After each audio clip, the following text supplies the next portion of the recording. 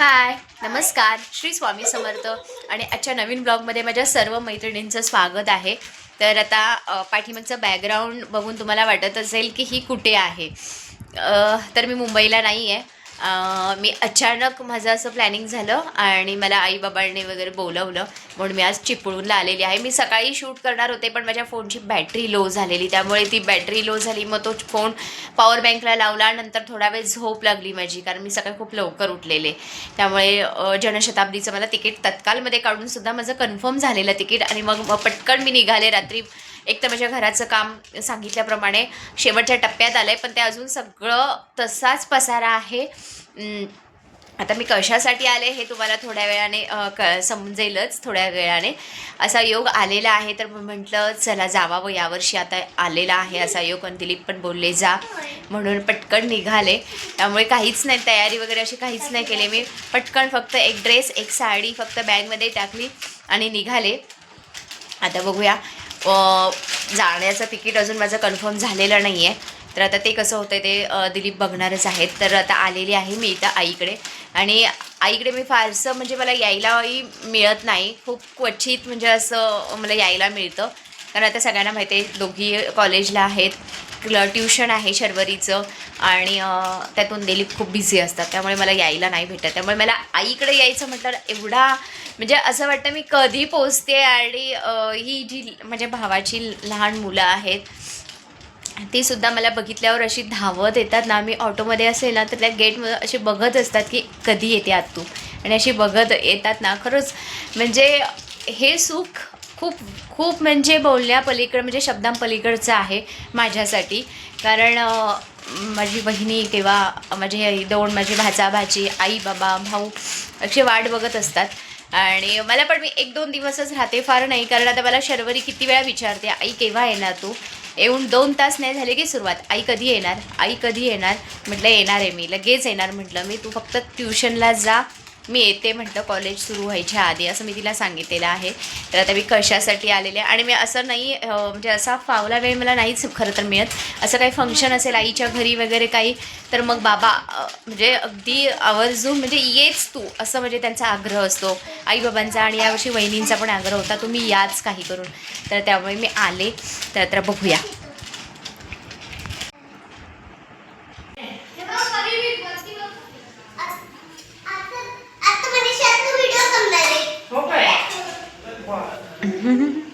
आता मनीषा तू व्हिडिओ करणार आहे.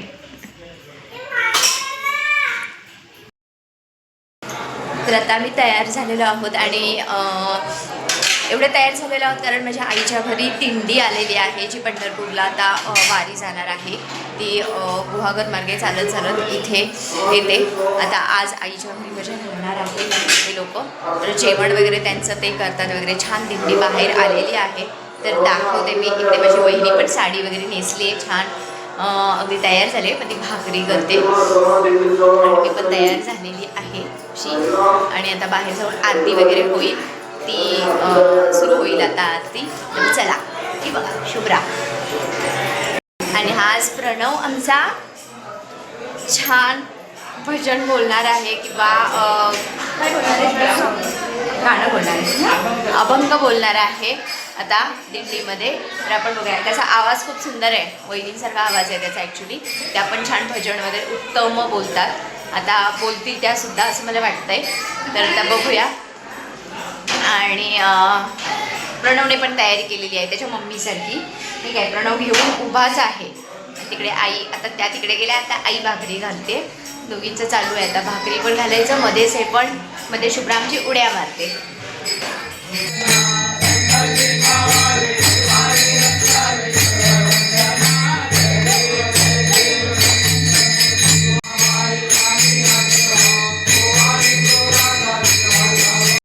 आता छान आरती वगैरे त्या लोकांची झालेली आहे आणि आता भजन सुरू करणार आहे ते लोक.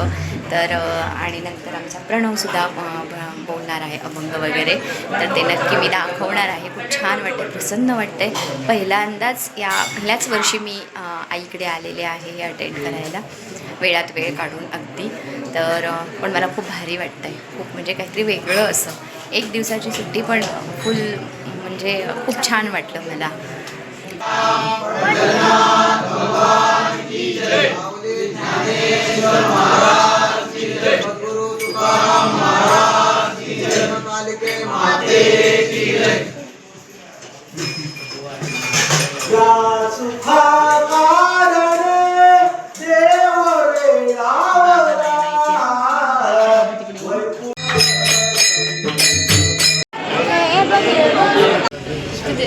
त्याचप्रमाणे माऊली गेली अनेक वर्ष आपल्या दिंडीच्या वतीने त्यांचा सुद्धा आपण या ठिकाणी येतो की सन्मान यांच्या शुभ असते.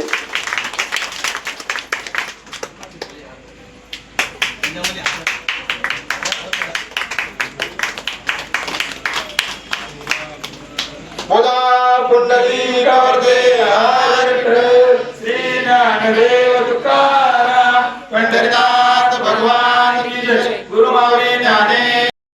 छान पद्धतीने अगदी सुंदर त्यांचा अभंग, त्यांची आरती, भजन सर्व काही झालं. नाही का का बाहेर लाईट पाठीमागे लाईट असेल मे बी. हां,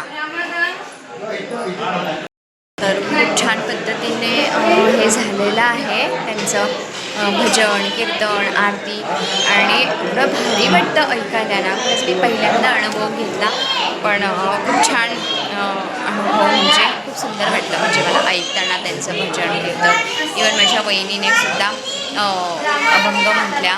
त्याच्यानंतर प्रणव छानपैकी गाणं बोलला माऊलींवर. तर खूप छान आहे, त्या दोघांचाही आवाज अतिशय सुंदर आहे, कारण त्या पहिल्यापासूनच अभंग, गाणं, भजन सर्व काही बोलतात त्या.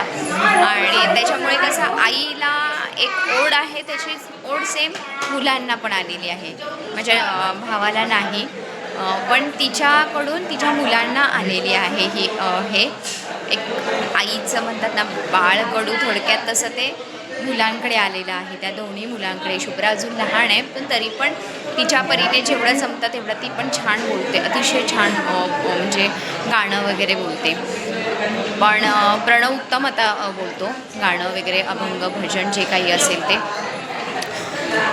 पण छान कार्यक्रम पार पडला. आता ते बाहेर जेवायला बसले, तर चला दाखवते.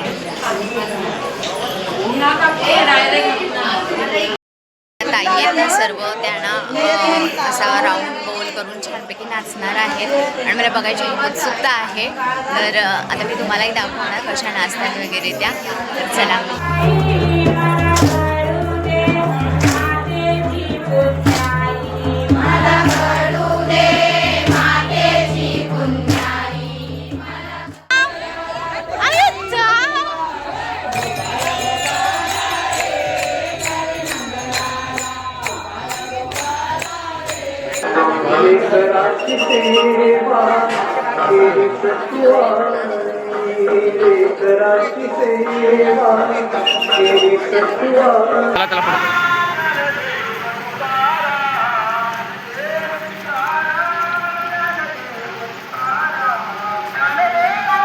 गोपाला गोपाला रे तारे नंदलाला, गोपाला गोपाला रे. हाय, गुड मॉर्निंग, श्री स्वामी समर्थ. आता कन्फर्म सीट झालेली आहे. पटापट यावेळेला माझं तिकीट बुक लवकर झालं, सीटही कन्फर्म झालेली आहे. तर आता निघाले. म्हणतात एक आवड असते आईच्या कपाटातल्या साड्या बघण्याची. मला तर प्रचंड म्हणजे ते एक मला आणि माझ्या दीदीला प्रचंड वेळ आहे. आम्ही आलो की आईचं कपाट उघडून किती साड्या आहेत, काय आहेत ते बघितल्याशिवाय आम्ही दोघी बहिणी जात नाही. तर आता अर्धा तास मी आईचं कपाट बघितलं, आईच्या कपाटात किती काय काय साड्या वगैरे आहेत. आणि मग मला 2 साड्या आवडल्या आईच्या, म्हणून त्या 2 साड्या मी घेतल्या. आणि यावेळेला अधिक महिना आपला होता, त्याचं मला आईने एक छान गिफ्ट दिलेलं आहे, कारण मी उशिरा आले. तर छान गिफ्ट दिलेलं आहे, ते नक्की मी दाखवेन. इथे शुभ्रा आमची आहे. आज स्कूलला गेल्या नाहीत ना मॅडम, आत्तू आलेली मग स्कूलला नाही. आणि कालच्या कार्यक्रमामुळे खूप दगदग झालेली, त्यामुळे आज तिला वहिनीने पाठवलं पण नाही. वहिनी मगाशी गेल्या 12 वाजता ऑफिसला, आणि छोटा माझा भाऊ तो पण लेट गेलेला आहे. ॲक्च्युली आज सगळ्यांचीच धावपळ झालेली, कारण ते लोक दिंडी जाईपर्यंत खूप लेट उशिरा म्हणजे सकाळी लवकर ते उठतात, परत इथे आरती, परत त्यांना सोडायला परत आम्हाला थोडंसं पुढे जावं लागलं. पण खूप छान झालं. मी पहिल्यांदा डोक्यावर तुळस वगैरे घेतलेली. ॲक्च्युली ती वहिनींची माझ्या इच्छा होती की माझ्या डोक्यावर तुळस द्यायची, आणि मी ती घेतली. पण मला खूप भारी वाटलं. म्हणजे असं म्हणजे म्हणतात ना दर्शन झाल्यासारखं असं म्हणतात ना एक थोडक्यात. आणि इतकी लोक असतात दिंडीला, खूप भारी. म्हणजे खरंच असा योग यावा खरं तर. खूप भारी वाटलं. तर चला, आज ऊन पण आहे आणि 3:30ची माझी मांडवीचं रिझर्वेशन केलेलं आहे दिलीपने. तर आता सीट पण कन्फर्म झालेली आहे, कशी काय काय माहिती, पण झाले. तर पटापट आता आवरते, आता पटकन जेवणार. आता आई जेवढं देते आहे पटापट, आई काय थांबत नाही. म्हणतात ना, खूप प्रचंड मला हे करते, आज राहा, पण नाही म्हटलं, माझी कामं तिकडे घरातली सगळी पेंडिंग आहेत. श्रावणी शर्वरी पण कॉलेजला आणि दिलीप पोलीस स्टेशनला, त्यामुळे म्हटलं मला जावंच लागणार आहे. माझं नेहमीप्रमाणे असंच असतं.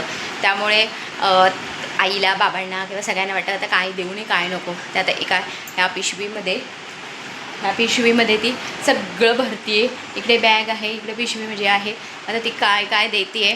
मी म्हणते मला ओझं देऊ नकोस, कारण मग परत मला कंटाळा येतो एवढं ओझं घेऊन जायचं. ऑटोच करणार मी इथून, पण नको म्हणतं जास्त. पण नाही, आता ते अगदी वाटलेला मसाला तिथून ती सगळं देणार आता मला.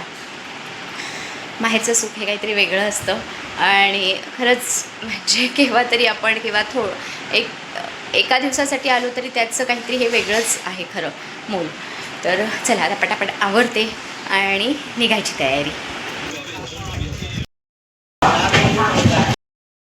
सो चला, आत्ता मी घरी आली आहे आणि आज खरं तर ट्रेन खूप लवकर आली. मला खूप बरं वाटलं. ट्रेन 10 वाजता म्हणजे 9:45 वाजले, तर 9:45 वाजता मी घरी पोहोचले. म्हणजे 9:30 वाजताच ट्रेन दादर स्टेशनला आली. इतकं बरं वाटलं ना मला, म्हणजे नाही तर खूप कंटाळा येतो तिथे बसून त्या ट्रेनमध्ये पण बसून कंटाळा येतो. पण आज ट्रेन नशिबाने लवकर आली आणि मी लवकर घरी पोहोचले. तर तिथे जेवण वगैरे रेडी आहे. तर आता जेवून घेणार पटकन आणि झोपणार मी, कारण मला ते लिंडी वगैरे होती त्यामुळे ना झोप मला पुरेशी मिळालेली नाही आहे. आणि हे माझे घराचं काम चालू आहे. थोडंसं म्हणजे अगदी थोडंसं राहिलेलं आहे, 5% पण नाही, थोडंसं राहिलेलं आहे माझ्याकडे थोडंसं.